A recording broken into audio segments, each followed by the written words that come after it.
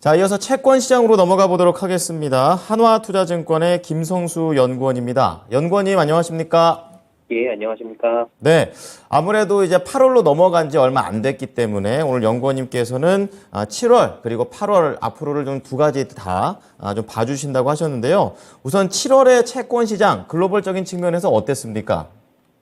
예, 우선 7월 글로벌 국채 금리는 국가별로 조금 상이한 흐름을 보였습니다. 기준금리 인상이 종료된 브라질, 인도네시아 같은 일부 신흥국 채권 금리는 크게 하락한 반면 인상 사이클이 연장되고 있는 영국, 그리고 FOMC 전까지 연준 인사들의 매파적 스탠스가 부각된 미국 같은 일부 선진국들의 금리는 상승을 했고요. 국채 금리도 상승을 했습니다. 죄송합니다. 내부적으로는 물가 둔화 속도가 빨라진 가운데 7월 금토위가 예상치에 부합을 했고 한국은행이 시장 변동성 완화 대책을 발표한 점 등이 월 중반까지 금리 하락을 이끌었지만 막판에 일본은행의 정책 변경 그리고 미국의 경제지표 호조 등 영향에 하락분을 반납했습니다. 그래서 국고 3년, 10년 금리는 전월 대비 각각 1.9bp, 8.6bp 하락한 3.68 그리고 3.76%를 기록했습니다. 아무래도 7월은 신흥국은 하락, 선진국은 상승, 이 정도의 느낌으로 약간 엇갈렸다라고 좀 말씀을 해주셨는데요. 그렇다면 이 채권 시장의 기본적인 펀더멘털이라든지 전반적인 시장 물가 동향은 어떻습니까? 네, 일단 글로벌 경기 펀더멘털부터 보게 되면 경기는 생각보다 양호한 상황입니다. IMF도 경제 성장률 전망치를 올려잡았고요. 특히 미국 경기가 굉장히 좋은데요. 일단 대부분 국가나 지역별 경기 서프라이스 지수는 하락하는데 미국만 상승 중입니다. 실제로 글로벌이랑 미국 경기 서프라이스 지수 차이를 보게 되면 코로나 시기를 제외하면 지금 역대 최고 수준이고요. 그런데 여기서 중요한 게 뭐냐면 경기의 호조가 이어지는 것인지 또는 둔화 시점이 잠시 연기되는 것인지 여부인데 저희는 둔화 시점이 연기되고 있다라고 생각을 합니다. 지표들이 다 좋다라고는 이야기하는데 최근 지표들을 보면 그 지표들 간의 차별화가 점차 부각이 되고 있습니다. 제조업 심리라든지 기업 전망 지표들은 부진한데 소비자나 서비스 심리 지표들은 긍정적인 흐름이 이어지고 있고요. 그런데 제조업 서비스업, 기업 소비자 지표 간의 간극 확대에 조금 주목을 할 필요가 있다라고 생각을 합니다. 일단 1997년 ISM 서비스업 지수가 발표된 이후에 제조업과 서비스업 지표 격차를 보게 되면 대체로 제조업이 서비스업 대비 부진할 때 소비자 심리지수도 평균적으로 한 3개월 정도 시차를 두고 하락을 하게 되는데요. 결국 지금 상황보다 경기가 조금 더 좋아지기는 힘들다라고 해석이 가능하겠습니다. 그래서 따라서 미국 경기는 그 좋음의 농도가 조금 옅어져 간다라고 봐주시면 되고요. 물가 같은 경우는 앞으로 추가 인상 없이도 추가 긴축 없이도 근원 물가의 회귀 속도가 빨라질 수 있을지가 굉장히 중요한 부분인데 결론부터 말씀드리면 가능하다라고 보시면 될 것 같습니다. 왜냐하면 아직 근원 물가 같은 경우는 본격적인 기저 효과가 아직 발현이 되지 않았기 때문인데요.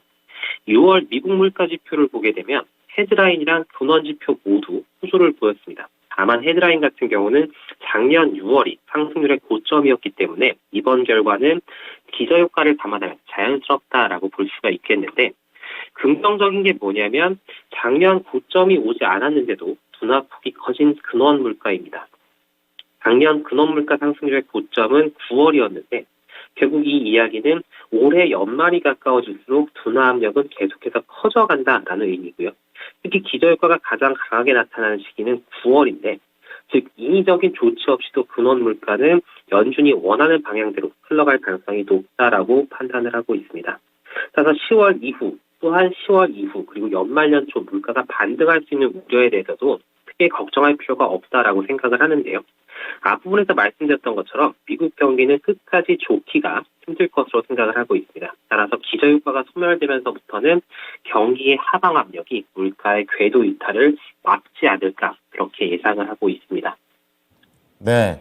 자, 미국만 경기 상황이 좋기는 한데 이제 이 좋은 것도 약간은 옅어져 간다. 조금씩은 그런 현재 상황으로 얘기를 좀 해주셨습니다. 자, 그렇다면 이제 8월 오늘 2일이니까 8월의 채권 시장 어떻게 전망하시는지 그리고 관련된 것으로 전략까지 좀 잡아주십시오. 예, 8월 국고채 금리는 하향 안정화를 전망하고 있습니다.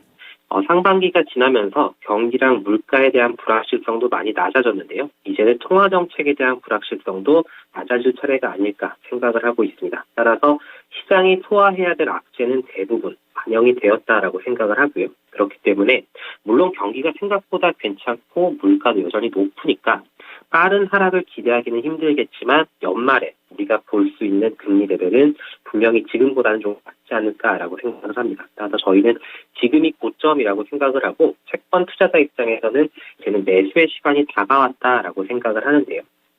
한국 같은 경우는 경기 펀더멘털이 확실하게 바닥을 치고 올라오고 있고 미국은 둔화 국면의 진입 시기가 점차 연기가 되고 있습니다. 경기를 나쁘다고 보기엔 무리가 있지만 그렇다고 경기가 추가적으로 더 좋아지기는 힘들다라는 게 저희의 생각이고요.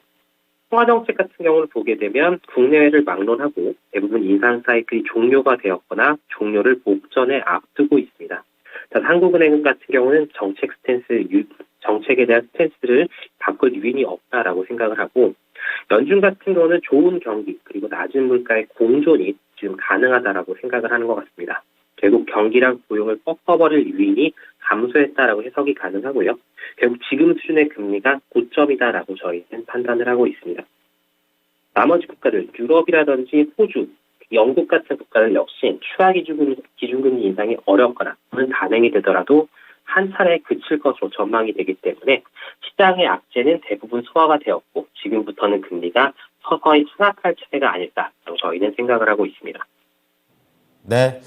자, 오늘도 채권 시장의 포인트 잘 적용해 보도록 하겠습니다. 감사합니다, 연구원님.